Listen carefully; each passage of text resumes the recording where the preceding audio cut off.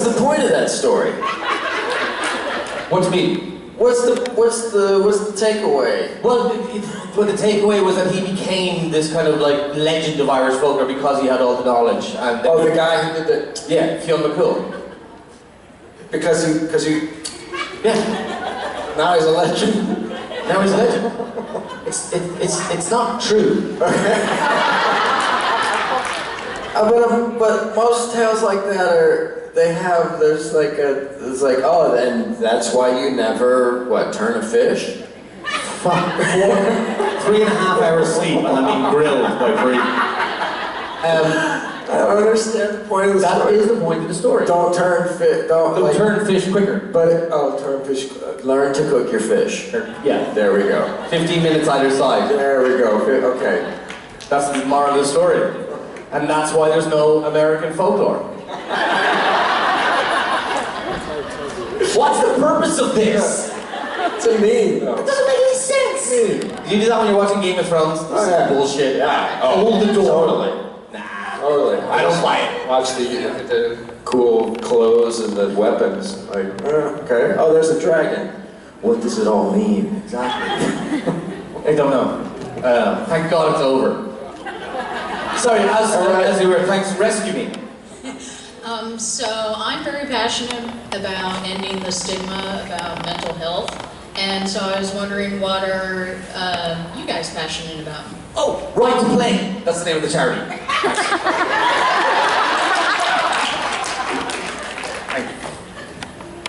I'm passionate about art and beauty, and beauty in a sense of the beautiful things that we experience in life, trying to translate them somehow to others. But I think that falls into art, because I think art is beautiful, and I think it's a way to express your human experience to others now and in the future. And that's what other artists have done for me, is like giving me a way to not feel alone in a world that can be really crazy sometimes, and if you see the world differently, which it seems as if all of us do. Oh yeah. There's sometimes it's really nice to know that as differently as you can think, there are other people that are out there just as different, and they can translate it somehow with a visual or with some words or with a song that makes you feel not so alone. And do you have, I know you're very passionate about music, but like, is that one of the art forms that your go-to is music? It's one of them, yeah. And it's such a way of communicating it, which I love. That's why I play percussions, and it's nice to be able to just sit in with a band or with a bunch of musicians that you've never played and start talking. Everybody just starts talking, and with their chosen instrument, it becomes their language, and you can all communicate without words, and I think it's beautiful. Obviously, it's a beautiful form of expression. 100%. It's like, there's nothing like that when you, at a house party or you're at a wedding or something and someone pulls out a guitar and you're just like so envious. That sounds so good. Why did I never play music at this one growing up? Yeah, oh, because you're tone deaf. It's just amazing. And when your first on stage performance, you brought your drum on stage. It was in Vegas. It was awesome. Yeah, thanks. And it's just so admirable to watch as someone that is, as I said, tone deaf. You can like to really appreciate other people's talents, and it transcends you to a certain degree. Like, it's awesome. How about you? What are you passionate about? Friendship. It's so important to me. And I had a pal who passed away recently, and it just really we spent the last few days on the phone to all your friends and reminiscing and talking about stories. It's like it's emotional, but I remember, it's always these times that you pick up the phone, you call people you haven't heard from in ages, and they call you, and you sympathise with each other. But like, I found myself going, fuck, what? This has been the worst 3 or 4 days of my life, but I've got to speak to all people I haven't spoken to in so long, and really kind of reminded me how the importance of friendship, and it can never telling someone that you're thinking of them, or you love them, or that, like, you know, just having a chat about the weather, whatever it is, it's so important. And we've got, you know, there's a lot to be said about, you know, the modernization of the world and, you know, social media and everything, but we have the means to just be in someone's living room in an instant. It's phenomenal. Yeah, this past was really reminding me of that the importance of friendship. I think it's really important. So I'm passionate about that right now. Thank you. Thank you. So my question's for Adam. Adam, the Bad Idea Tour really inspired me to take my running a little bit more seriously, and so I did my first marathon over the summer. Oh, congrats. How'd you do it? Where'd you do it? So I did it in Mount Hood, Oregon, and the only thing I cared about was whether or not I beat Misha's time, which I did by 3 minutes. So You beat mine and Misha's time. I didn't want to say that. We were neck and neck. In fact, I went a little bit before, but that's amazing. You beat us by 3 minutes. Fuck you very much. No,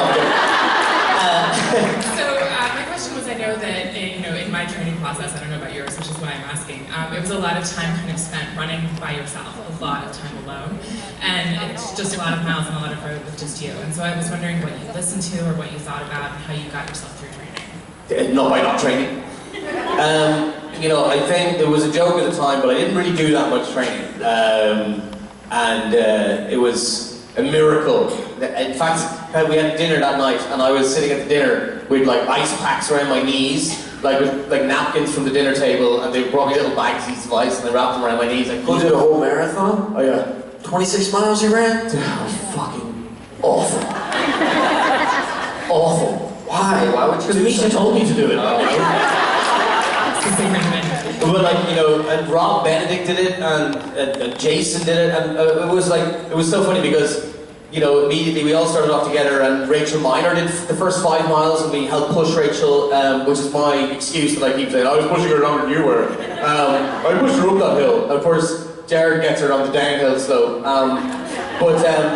And we all started off together, but then after about 6 or 7 miles, it was the first kind of like water table, and all the volunteers were there. Jared's wife, Jen, was there, my girlfriend was there, Michelle Henning, who's a legend again, she's such a super charitable woman. She was there helping out, she organised loads of it, and I turned around to Hayley, my girlfriend, I was like, Jesus Christ, are we almost done?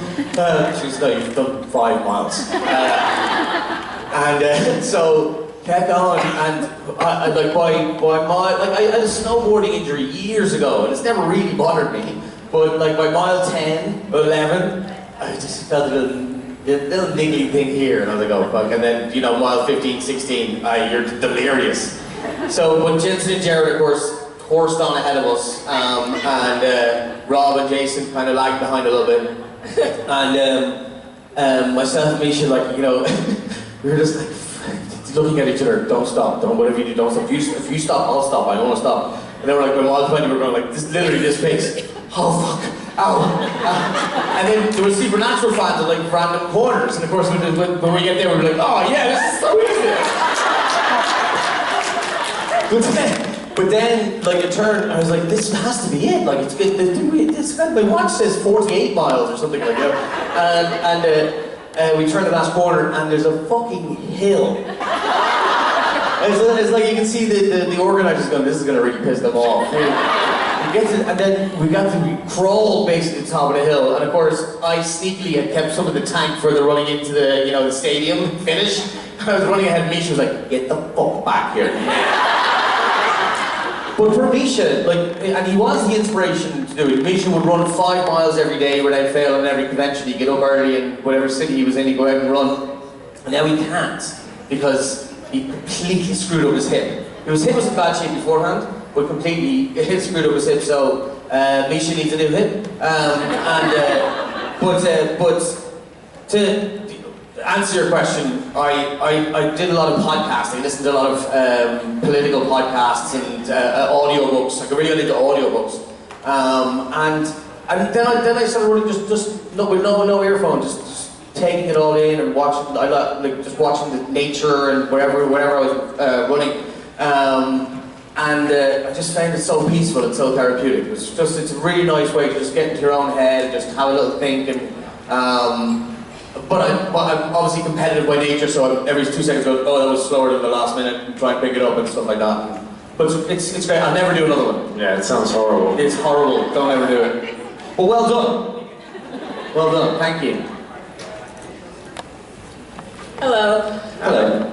I really like to travel, and you guys have, because of the conventions and all of that, you get to travel a lot. So my question is, if you could visit somewhere again for like the very first time and experience it for the first time, where would that be?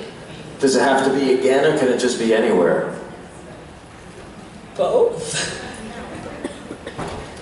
Okay. Because you're about new experiences. Yeah. I'd like to experience Africa. I've not been to Africa. No. To go again, for a convention or just anywhere? No, just anywhere that you've been and just experiencing it again. I'd go back to Bali. Oh wow, I've never been. That's amazing. Yeah, so That's paradise. Yeah. Like I was in Laos in 2002. And I think they really only officially opened their borders to tourists in '98, so it was like really kind of remote, and it was a really special experience. But I'm like Jeff, there's so many places in the world that I'd like to see. Yeah, I've done. My sister lives in Cape Town in South Africa, and I've been to North Africa, but I'd love to do the middle. I haven't done South America. Have you done South America? Yeah. I really want to do Colombia. I want to do Peru. And then Guatemala I've been to. Did I say Costa Rica? No. Costa Rica. She did. Yeah. Yeah, no, I love it. Yeah. I love it. And Brazil. I haven't been to Brazil. France and Brazil are lunatics. They're great crack.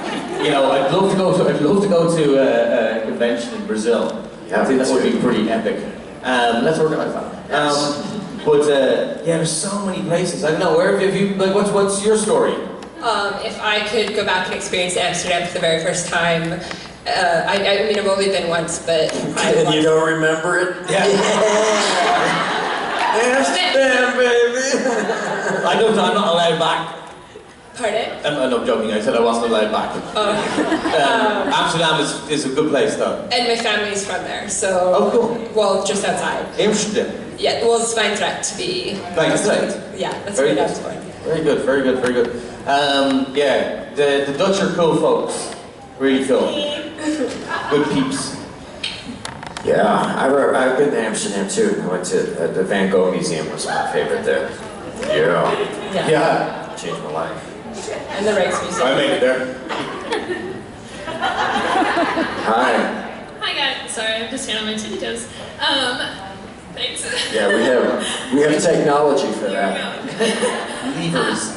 Okay, Adam, I'm a big fan, but sorry, this question is for Jeffrey. Pleasure. Okay. So I actually went to Vegas Con last year and I got to see some of your artwork. I'm a big fan, so I was wondering where you kind of found your first passion for art. Well, thank you. And I'm going to have some original pieces here and some framed prints, if anyone is available. Interested. Yeah. Oh, maybe a painting class one day. That's a good idea.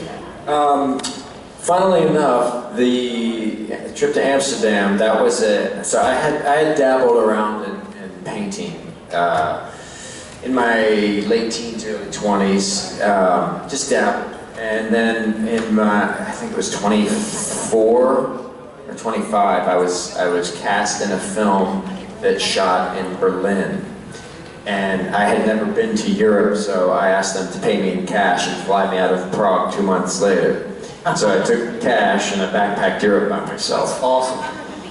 And that trip completely changed my life. And there were times that I hadn't spoken to someone in a day or 2 or 3, and I would go into a museum and see a painting from a painter that is dead 500 years, yet this painting was so alive and made me feel so connected to humanity that I thought, that's what I want to do.